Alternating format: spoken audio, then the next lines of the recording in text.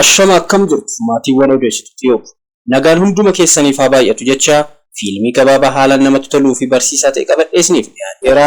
Subscribe fi like akkasumas share gochuun hanga dhumaatti nu waliin turaan affeerraa koodha. Viidiyoo kana like gochuun jalqabaa.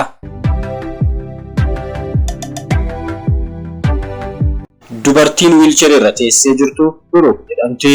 Biruuk gara reestooraantii gatii qaala'aa ta'e tokko seenuuf yeroo yaaltu waardiyaan reestooraantichaa gara keessaa seenuu akka hin dandeenyetti hima. Kana gidduuttis namootni biroon gara keessaa otoo seenanii Biruuk argitee dabalataan gara keessaa seenuuf yeroo yaaltu waardiyichi bakki kun galgala kana namoota muraasaaf qofa kan qophaa'edha. Isaa fi Biruukis gocha waardiyaa kanaan ajaa'ibamaa garuu dursee teessoo qabadheen ture.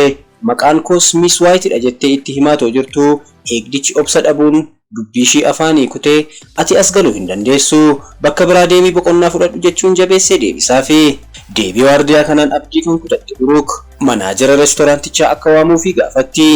Innis manaajara reestooraantichaa kan taate Jiil kan jedhamtu waamaa fi Jiilis Biruukiin ilaalaa maal si gargaaru jettee kabajaan gaafatte. Isheenis reestooraantii keessa dursitee maqaa ishiitiin taa'umsa kam qabsiifatte yoo ta'eyyuu waardiyichi ol seensisuuf eeyyamama akka hin taane Jiiliif ibsite. Jiilis Biruuk gara keessaa akka seentu fedha ishii waan hin taaneef har'a galgala namoota muraasa qofa akka keessumsiisu hin beektu jechuun Biruukiin gaafatte. Haa ta'u malee Biruuk gaaffii ishii otoo hin deebisin bakki akka anaaf qabameeru adda baafadheera. Maqaan koos Miss White'dha jechuun maqaa ishii galmeerra ilaaluun akka adda baastu Jiilitti himte. Jiilis galmee sana erga ilaaltee booda maqaan kee galmeerra jira. Haa ta'u malee gara keessaatti seenuu akka hin dandeenye irra deddeebite itti himti. Deebii Jiilitti kan ajaa'ibamte Biruukis dhiifama jechuun walii wallaaluu ishii beeksifte. Manaajarittiinis akka hin seenneef akka sababaatti kan keessee haalli uffannaa kee sadarkaa reestooraantii keenyaa kan eeggate miti. Maamiltoonni keenya keessummeeffamuuf kophee koomee dheeraa godhachuu qabu jechuun Biruuk gara reestooraantii akka hin seenne erga himtee fi booda beektaa naannoo kana nyaatni konkolaataadhaan karaarraa gurguramu jira. Kana malees sanduuqa bilisaas ni qabu. Nyaatni isaanis gaariidha. Achi dhaquu yaali halkan gaarii jechuun Biruuk itti baacee. Itti aansuunis waardiyichaan keessummaa isaan abdiidhaan eegaa jiran akka dhufe gaafattee akka inni hin dhufne yeroo itti himu naamusa gaariidhaan isa simachuu akka qaban akeekkachiistee gara keessatti ol seenti. Biruukis abdii kutattee deebi'uun gara gamoo tokko keessa seentee dhiifama giiftii koo jettee dubartittii tokko gaafatte. Dubartittiinis Biruukiin rakkattuu waan seeteef homaa hin bitu jechaa faara badaadhaan itti deebisti. Biruukis ani homaa gurguruuf miti faallaa kanaa kophee kee dachaa sadiidhaan sirraa bituun barbaada jechuun kophee ishiin godhattee jirtu akka itti gurgurtu gaafatti. Gaaffii ishii kana kan raajeffatte dubartittiinis seeqaa dachaa sadii maaliif ni maraatti jechuun gaaffii ishii gaaffiidhaan deebistee fi Biruukis baay'ee akka ishee barbaachisu ibsitee fi gatii kophichaa dachaa sadii ta'a jettee tilmaamuun $300 kaffaltii fi dubartittiinis maallaqa lakkooftee erga fudhattee booda garuu miila koo qullaa ta'uu hin danda'u yeroo jettu Biruukis garraamummaadhaan kopheen koo isniikerii haaraadha yoo feete fudhadhu jechuun kophee ishee koomee dheeraa sana jijjiirattee dhumarrattis gara reestooraantichaa seenuu dandeesse. Haa ta'uyyuu malee reestooraanticha keessattis simannaa gaarii hin taasifamnee fi keessummeessaan Koppar jedhamu tokko fuula aariin guutameen waan ishiin gaafattu argachuu akka hin dandeenye gaaffii ishiis hunda sirnaan deebisuuf didaa. Kanaan walii kan wallaalte Biruukis rakkoon jiraay jechuun Koppariin gaafatti.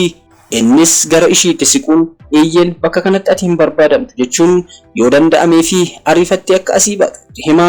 Deebii keessummeessichaatti ajaa'ibsiifamuun maaliif qaama miidhamaa waan ta'eef akka namaatti kan hin lakkoofne jettee deebiisaa otoo hin eeggatiin nyaata fayyadamaan reestooraanticha keessa jiru tokko ajajate isheefis akka fidu itti himuun dabaltee adaraa kee bunas naaf fidi jettiin. Keessummeessichis ajaja fudhatee deebi'aa otoo jiru Biruuk isa waamtee Kopparis aariin funyaaniin isa gahee deebi'ee yoo jedhee jala owwaataa nyaaticha keessa looziin jira jettee gaafatti. Innis ariifatee eeyyan jira jechuun deebisaa fi isheenis loozii waan hin jaalanneef nyaatni biraan maaltu jira jettee kabajaan yeroo gaafattu dubbii ishee addaan kutuun homtuu jechuun gabaabsee deebisaa fi keessummeessichis nyaata loozii hin qabne hojjechuun hin danda'amu fal'aana siifan fidaati loozii isaa keessaa funaantee fayyadamuu dandeessa jechuun dubbii ashmuriidhaan deebisee fi deebii otoo hin eeggatiin sokkee. Ammas Biruuk sagalee ishee ol kaasuun takkaa kootu jechuun waamti. Innis yoo jedhee gara Biruukitti deebi'a. Biruukis Adaraa bilbila kana chaarjii naaf godhii, yoo bilbilames na beeksisi, sababni isaas bilbila baay'ee barbaachisaa ta'etu naaf bilbilama jechuun bilbila ishee itti kenniti. Innis aariidhaan ajaja fudhatee sokkaa. Kana booda Biruuk maasaa qoruuf jecha bilbila ishee chaarjiitti kennite irratti bilbila ishee isa biraadhaan bilbilti.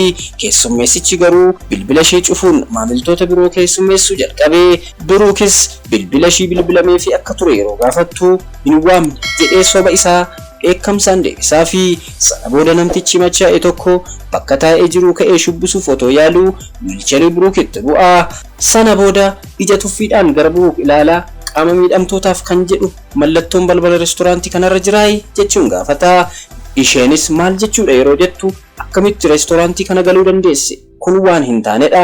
Fedha nyaataa koona keessatti cufteetta jechuun namoota fuulduratti ishee salphisu eegalee. Kana booda manaajarri reestooraantichaa gidduu seenuun maalinni gooftaa ko jechuun namticha machaa'aa sana gaafatti.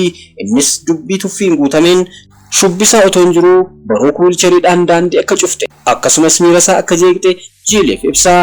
Jiilis cimsitee namticha dhiifama gaafachuutti kaatee gochaa manaajara kanaan kan ajaa'ibamte Biruuk isaan dhiifama gaafattaay jechuun gara Jiin ilaaltee. Namtichi sooressi machaa'an sunis dhiifama kee hin barbaadu, kun hundi balleessaa keessinidha jechuun Jiiniif Biruukiin hadheessaa gara bakka isaatti deebi'ee taa'a.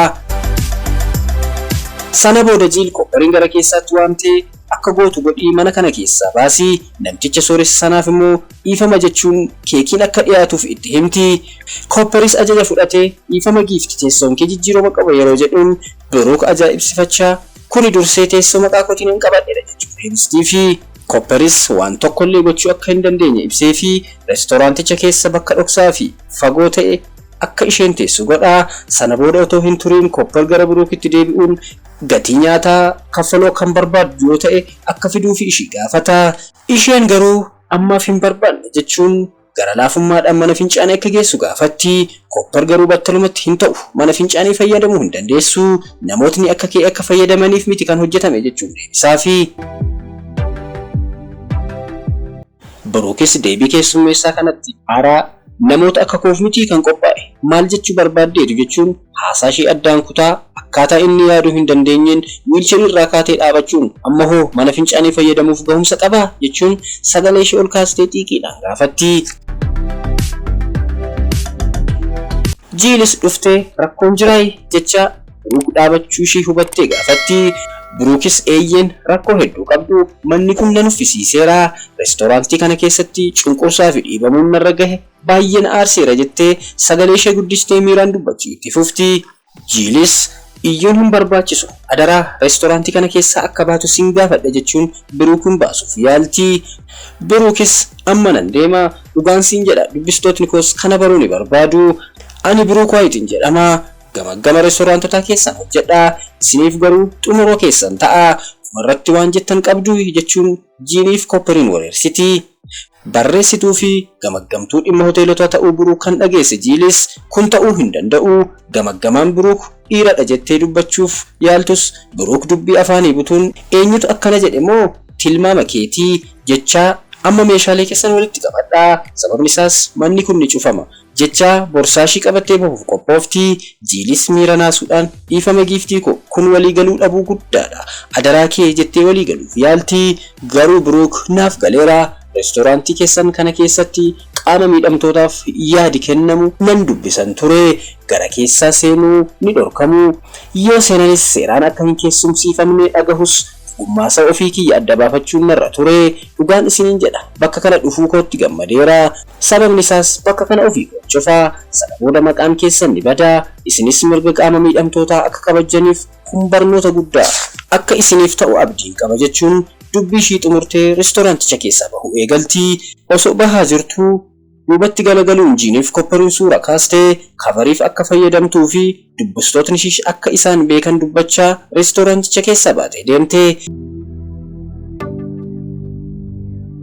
Eenyullee fedhee qaama miidhamaa hin ta'u, bor maal tokko uumamu hin beeknu, kanaaf namni kamuu kunuunsaa fi eeggannoo yoo danda'ame fuula gaarii fi jaalalaan bakka tajaajilaa kamittiyyuu gochuu qaban dhaamsa guddaa nuti qabnudha. Kanarraa asuma irratti raawwanne. Chaanalii keenyaaf haaraa yoo taatan subscribe gochuu hin dagatinaa. akkasumas laayikii fi sheer godhaa. Yaadni keessan nuuf utubaa waan ta'eef komentii nuuf barreessuus hin dagatinaa. Qophii biraan hanga wal arginutti nagaan nuuf turaa.